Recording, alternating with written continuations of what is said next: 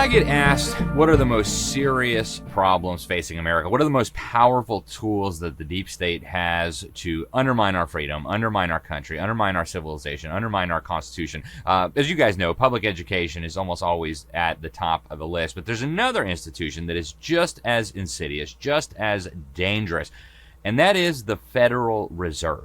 It is actually one of the things that got me started on this journey toward finding truth. When I was in college, I learned about how the Federal Reserve worked, and I was so stunned, I was so shocked, I almost couldn't believe it. I actually had to call the Federal Reserve and verify for myself that this was true. It was absolutely astounding to find out that these people create money out of nothing, or money, I should say, and then they loan it to us at interest, but they don't create the interest. And that, even more crazily, it's owned by private banks. I called the Federal Reserve Bank in Atlanta. I was like, who owns you guys? And I was shocked when they told me that it's actually owned by its member banks. They own shares. They're paid dividends. They elect the officers. This was astounding information to me. And I don't believe you can understand what has gone wrong in our country without understanding the role of the Federal Reserve, the boom and bust cycle, the central planning of interest rates, and of course, the constant looting of the middle class, the pumping of our wealth and our ability to produce wealth to the deep state, to the uber elites. Today on Behind the Deep State, we have a very special guest joining us. He'll be with us in just a moment. I want to give you a little bit of his background before we get to him. He is actually a professional economist. He was a professor of economics at Loyola University in Maryland. He's got a PhD in economics. Today, he is the president of the Mises Institute, named after the incredible economist Ludwig von Mises, who, of course, was a regular contributor and actually an editor of the New American Magazine, or the predecessor to the New American Magazine. If you haven't read his books, they're a little bit difficult to get through if you're not familiar with economics, but I really highly recommend them. Von Mises wrote Human Action, which is just an incredible book. And if you want to get a good understanding of the economy and the Federal Reserve and all that, go check out the work that the Mises Institute does. They make it available for free on their website. So Tom DiLorenzo is the president of the Mises Institute. He is the author or the co-author of almost 20 books, some of which I've read and reviewed. They're very good. He's got The Politically Incorrect Guide to Economics, The Problem with Socialism, which is a fantastic book, How Capitalism Saved America, and so much more. So welcome to the program, Tom DiLorenzo. Thank you very much for joining us. It's an honor to have you here on Behind the Deep State for the New American. My pleasure. Glad to be with you. So, Tom, there's so many things I want to ask you, and we've only got 25 minutes to talk about this topic that really should be talked about for weeks. It's huge, huge, huge. I don't think you can really understand much of anything if you don't understand the monetary system, the Federal Reserve. But let's start with the news. Just very recently, it started trickling out that the Federal Reserve was, again, buying tens of billions of dollars worth of U.S. Treasury bonds. This was described in one of the reports I read as a silent renewal of quantitative easing, which is code for just creating more money. What do you make of this? Why is the Fed buying bonds, and what does that mean for a layman who maybe doesn't understand all the technical jargon? Yeah, well, that's the main way in which the Fed puts money into circulation. It counterfeits money, and it uses this legalized counterfeiting money to go and purchase short-term government bonds, mostly through the New York banking system, the New York investment banks, Goldman Sachs, and others like that. And so that injects all this money, all this legalized counterfeiting money into the banking system. And it's, billions or tens of billions of dollars. And at the same time, when they're buying all these bonds, it pushes up the price of bonds, and that'll cause interest rates to go down. So it's not unusual that, the Fed might want to curry favor. It's possible they want to curry favor with Trump by pushing interest rates down, because he'd been demanding that for a long time. And but I doubt that Powell, the chairman of the Fed, is so naive to think that Trump could possibly reappoint him, because he's not. He doesn't like him. But in any event, it's another round of quantitative easing When I was in school, we were taught that that's called easy money or monetary expansion. But the Fed has come up with this phrase, quantitative easing, which is obviously aimed at further confusing the public as to what it is that they're up to. And I want to talk about some of the problems with this. I mean, first of all, why is it a bad idea for the Federal Reserve to be just creating new money out of thin air? Or I should rephrase, what are some of the reasons why it's bad for the Federal Reserve to just be creating money out of thin air and loaning it over to the U.S. government? Yeah, well, what's bad for the average American working class because it disguises the true cost of government, whether it's the welfare state, the warfare state, or any other activities of government. It fools people into thinking they can get something for nothing from government. You know, you think about how outrageous it is that our government announces it's going to give hundreds of billions of dollars in military aid and cash to the oligarchs in Ukraine, the most corrupt country on earth. And there's been barely a peep about it in protest from the American public because they don't get a tax bill. The Fed prints up the money, and we send them all this money. Much of it disappears, and we can read articles all over the internet of the wealthiest people in Europe now are some of the Ukrainian oligarchs who somehow got their hands on a lot of this money. What a surprise! And so everything government does is made to seem cheaper or free to the average person. And that's the big problem. That's the source of a lot of our problems. The Fed was created in 1913. It financed a big part of American entry into World War One. There probably would not have been American entry in World War One had it not been for the Fed. And so, you know, however many, 160,000 Americans died in that war, and that would not have happened were it not for the Fed, in my opinion.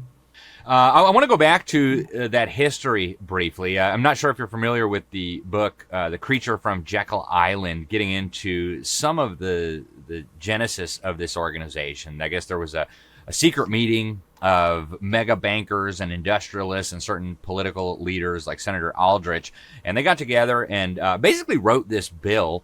And it was sold to the American people as a way to rein in the bankers, which was pretty ironic since the bankers were involved in writing it. But talk to us about that very sketchy origin of this institution, how it was sold to the American people. Obviously, the Federal Reserve has transformed a lot since it was first instituted back in 1913. It's gained new powers. Of course, the last few links to the gold standard have been severed, ending, I guess, in 1971. But talk to us a little bit about the history. Why were these very powerful elites, these banking magnates, these political leaders like Senator Aldrich, buddies with some of the people that we call the deep state here, why were they so interested in having a central bank to rule over the nation's money supply?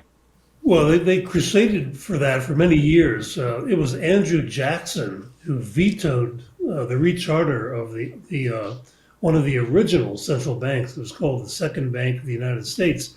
That was way back in the 1830s.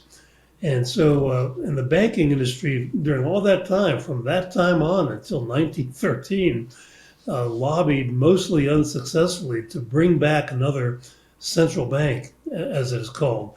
And the basic reason for that was that when the banks were competing with one another, there was some that always had the temptation to make loans greatly in excess of the reserves they had in their vaults in terms of gold and silver. We were still on the gold standard at that time, and so as a result, these unreliable banks that did not have enough reserves in case there was a bank run would go out of business. They would go bankrupt. And so that would limit the amount of loans they can make and the amount of profit they can make as bankers. And so what they wanted is they wanted all the banks to be able to basically stop competing and being disciplined by the gold standard. They wanted some sort of mechanism to allow them to make more loans, almost unlimited loans, and not worry about going bankrupt, because the Fed They originally called it lender of last resort, which is sort of a euphemism for we will bail you out if you go bankrupt by making too many loans that you can't that aren't repaid. And so that's what they wanted. They wanted to be able to inflate the currency and make more loans than what they were restricted to by the gold standard. And it was J.P. Morgan who organized this event in Jekyll Island, Georgia, and he advertised it as a duck hunt. He said they were all these multi-millionaire bankers from New York were going to go duck hunting in Jekyll Island. But I've seen a lot of pictures of that. I have an autographed copy of the creature from Jekyll Island, and I did not see one shotgun in any of the pictures I've ever seen of this event anywhere. So they apparently forgot to bring their shotguns on a duck hunt. And how could you trust people like that, to tell the truth? And that's basically what they wanted, and that's what they got. But it was a decades-long crusade to bamboozle the public into acquiescing in the creation of a national bank run by politicians for the benefit of the banking industry primarily. Yeah. And if you go today, folks, to Jekyll Island, I live not that far from there. I've been there several times. The government actually has plaques commemorating this incredible meeting, and they're pretty transparent about what transpired there.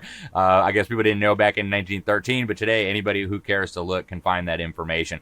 Tom, there's so many more things I want to ask you about, but I want to ask first about the economic component here, because a lot of people look at the boom and bust cycle and they say, wow, the free market is such a terrible failure, right? We just always got these irrational exuberance, and it leads to these boom, and then we go back into the bust cycle.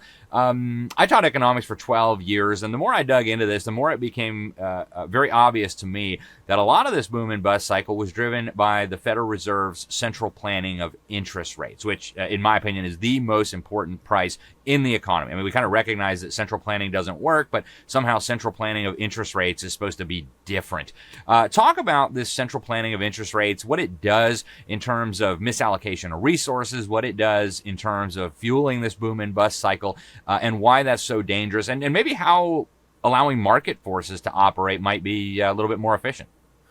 Yeah, we shouldn't have a central planner dictating interest rates. But the way it works is if people save more money, that increases the amount of loanable funds in the economy, and that tends to drop interest rates. So if interest rates go down because people are saving more money, it makes it more attractive to businesses to invest and expand their businesses, create new businesses, because money is cheaper. And then when they succeed in doing that, they expand their business, or they create a new business and start producing more things. And several years down the road, there's a bigger market to buy those things because people have saved that additional money. Savings will fuel the consumption of the future, among other things. But when the government comes in, the Fed comes in, and they arbitrarily reduce interest rates through monetary policy, quantitative easing, whatever you want to call it, you have the same effect. You have interest rates going down, and it makes business investment look more attractive. But then a year or two or three down the road, you don't have this reservoir of savings that can be drawn down to purchase all these new products that are being produced. And that's what creates the bust. So you have all this overbuilding of capacity, of production capacity, and a lot of it is not finished. They'll find out that, this is not a viable business after all. We don't have customers. And that's what the Fed has been doing since 1913 in creating a boom and bust cycle. And that was all explained by Ludwig von Mises in the early 20th century. It's called the Austrian business cycle theory. And which is why, by the way, people like Ron Paul and my colleague here at the Mises Institute, Mark Thornton, were predicting the bursting of a real estate bubble in 2003, 2004, and the bubble burst finally in 2008. They didn't predict exactly when it was going to burst, but they knew we were on the way because of their understanding of how this works. And folks, this may sound kind of boring, maybe a little bit hard to follow, but it is essential, I believe, to understand what we're dealing with here. And so often what happens is, a housing meltdown. It's the free market's fault. We need more taxes. We need more spending. We need more regulation. We need bailouts. So the free market gets blamed for problems caused by intervention. And then we end up with more intervention, which of course fuels more problems. So these are not, arcane things just for economists to consider. These are things that all Americans need to understand. And frankly, once you get to understand supply and demand, a lot of this is very easy to understand. It's very easy to explain. I wonder personally if that's why they don't teach it to kids anymore. But let's start moving to solutions, Tom, because a lot of this is demoralizing and a little bit hard to follow, I think, for average people who haven't spent too much time studying it. But I want to talk about solutions. And so we'll get to the big picture. But right now we have a lot of states. In fact, just yesterday, I went to a signing ceremony with our governor, Ron DeSantis here. They have passed a bill, passed unanimously in both houses, the House and the Senate here in Florida, to declare that gold and silver are legal tender, as per the Constitution, Article 1, Section 10, to create a system that will facilitate trade and commerce in gold and silver. And, if you talk to the lawmakers involved, there's, of course, one effort is to try to get gold and silver back into economic circulation. Another is to give people an option to try to preserve their purchasing power. What do you think about these state efforts to bring metals back, to try to rein in a little bit of what the federal government and what the Federal Reserve are doing? Well, I think it's great. I think it's great because they're moving in the direction of competing currencies. And, Friedrich Hayek, the famous Nobel Prize winning Austrian school economist who won the Nobel Prize in the 70s, wrote a little book on competing currencies. And it's online on Mises.org, by the way. And, you think of it like the system that used to exist in Europe before the euro, where you had the British pound and the Italian currency and the Spanish currency and so forth. And there were competing currencies.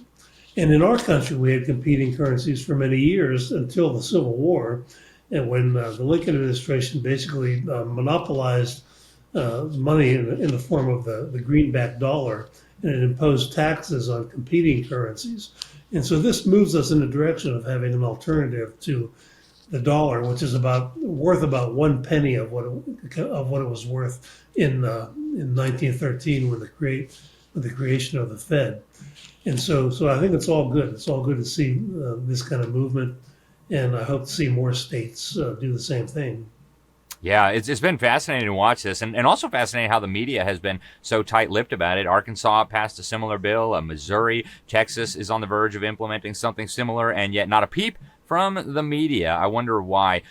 Talking about big picture solutions now, Tom, let's just say hypothetically, Donald Trump called you up, Treasury Secretary Bessent called you up and said, Tom, we recognize the Federal Reserve is a bad system. We'd like to transition to a new and improved system.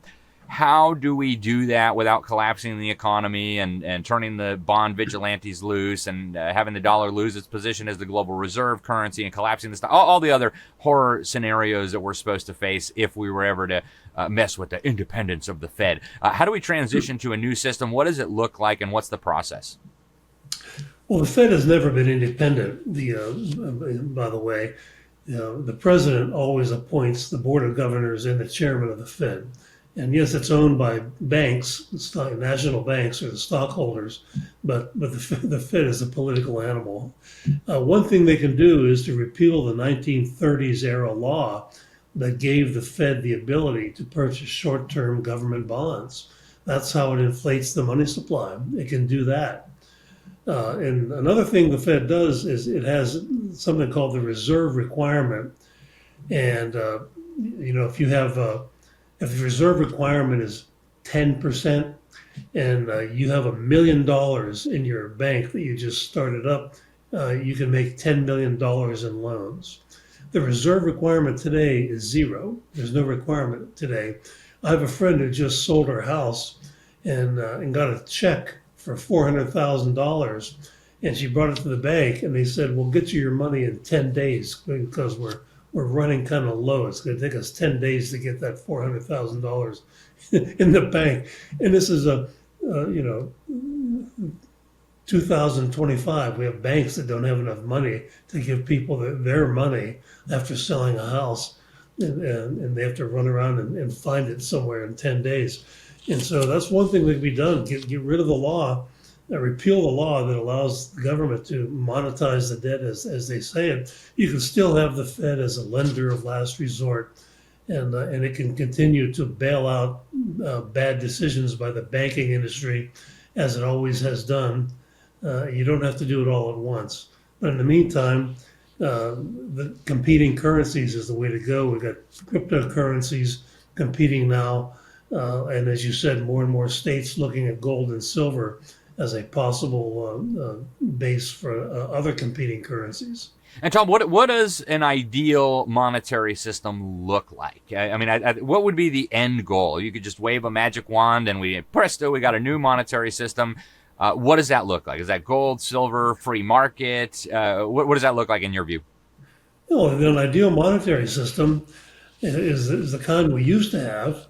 That for thousands of years, people all over the world decided that gold was the most reliable source of money, and banks were depositories of gold, at the beginning, and they issued receipts for gold deposits, and those receipts are what turned into currency: dollars, pesos, francs, etc. And when we were on the gold standard, the competition between banks was such that to be a reliable bank and people would be trustworthy and trust having their money in your bank, you wanted to know that that bank had a good percentage of reserves, gold and silver historically. And so that'd be the system. Let the free market decide what is his best type of currency. We had a debate a couple of years ago here at the Mises Institute of two experts. One made the case for that gold will return and be the basis of future currencies, and then the other person made the case that no, cryptocurrency is going to take over the monetary system of the world in the future. And we can't predict that, but I would like to see that kind of competition continue, and let the people decide. Let the people decide rather than the central planning approach of pretending that a guy like Jerome Powell somehow has the Wizard of Oz type knowledge that can be used to centrally plan the economy. It all sounds very Soviet style, doesn't it? The Fed is really a massive central planning organization, American style. Yeah, it is, and unfortunately, so few people get it. Tom, I know you don't have a crystal ball. I know predictions about the future are difficult, but I do have to ask you, based on what we're seeing so far from the Trump administration, a mixture of, I would say maybe a lack of concern about the massive spending and the deficits and so on, but also a documented track record going back at least a decade now of very, very strong support for gold, very serious and strong comments about what the inflation has done to the value of the dollar. Just looking out at the horizon, now we've only got a few minutes left. What do you see coming? What do you think are some of the likely scenarios? And if some of them are bad, do you have any thoughts on how people might take steps to protect themselves? Well, gold is booming. The price of gold is booming. And so people are protecting themselves by including gold in their portfolios, either gold mining companies, gold, just physical gold, and those types of investment, putting that inside their portfolios. That's why it's rising so much. Silver also is the gap between the price of gold and the price of silver is at an historic high. And so investing in silver and silver mining stocks, things like that, is also one way to help to protect yourself from a debacle. It was encouraging that President Trump, the first time he was president, appointed Judy Shelton to the Fed. She didn't make it. The Washington establishment sabotaged her. But she's written several books on the gold standard and in favor of the gold standard. And it's a good sign that President Trump at that time nominated her. And whoever advised him on that did the right thing. And I'd like to see him talk more about that. Yeah, fascinating times. Yeah, I saw Judy Shelton's nomination, and I've seen Trump. Even recently talking about we're going to go do an audit of the gold in Fort Knox. Yeah. Very, very interesting things happening, and who knows where it will go. Tom, one of the ways that people can be effective in this battle is by becoming informed, and I don't think anybody does as much as the Mises Institute to try to help people understand economics, to try to help people understand how the economy works, why the free market is superior. Tell the folks how they can learn more about what you guys do. What's the best place to go, and what are some of the different programs and materials and resources that you guys make available? Well, go to our website, mises.org, MISES.org, and you get a great free education in economics. We have many, many free books you can download. Some of them are downloaded 20, 30, 40,000 times a month, for books like Man, Economy, and State by Murray Rothbard. We give away books. We had generous donors who gave us money to give away 100,000 copies of the famous old book, Economics in One Lesson by Henry Hazlitt, which we did. We gave away 100,000 copies. And the same donor gave us enough money to give away 100,000 copies of the book, What Has Government Done to Our Money by Murray Rothbard. And so you can get started educating yourself, reading these things. And we're coming out next month with another book on called Hayek for the 21st Century, a book of essays by Friedrich Hayek, and we're also going to give away 100,000 copies of those hardcover for a book. And so and get on our website and check this out and educate yourself. We have thousands of podcasts, videos, free books, free articles. Become a daily reader of Mises.org, and you don't have to get a college degree to educate yourself and become a better citizen and a better educated person. Yeah, I can't recommend it highly enough, folks. When I taught economics for 12 years at the Freedom Project Academy, I taught advanced economics to high school, mostly high school seniors, sometimes 11th graders. That was one of my go-to resources. If I needed a book, if I needed an essay, whatever I needed, always available there. Really encourage you to check it out. Tom, of course, also contributes occasionally to the New American magazine. So do some of the other folks at the Mises Institute. And even some of the folks he mentioned. Murray Rothbard was a regular contributor to the New American, and Mises himself was a contributing editor to our predecessor publication. Tom, we've got less than a minute left. Final thoughts before we let you go. We have a documentary about the Fed called Playing with Fire. And you go to Mises.org/fire, you can see it. It came out in October, and we have 1.1 million views of it on YouTube as of today. And so it's 38 minutes long, and so you can get sort of jumpstart your education in what the Fed is all about with our video. And as far as government spending and the debt and all that, we're never going to make any progress as long as we have 700 military installations all around the world. Yeah. And President Trump is recently proposing to break all records with military spending. And so it's futile to think that we can control government spending and reduce the deficit by doing that. That's all we have time for. But thank you very much for joining us, Tom. Thanks, you folks, for tuning in. I'm Alex Newman. This is Behind the Deep State. Until next time, God bless you all. And that's the latest talking point from Washington? I'll spin it. Yeah, I got this. Upon further reflection, and the fact that a videotape has resurfaced, what you thought the candidate actually said wasn't what they meant. In fact, you didn't hear anything at all. You leave the thinking to us. We've got this. Don't let them spin you. Choose independent journalism. Subscribe to The New American.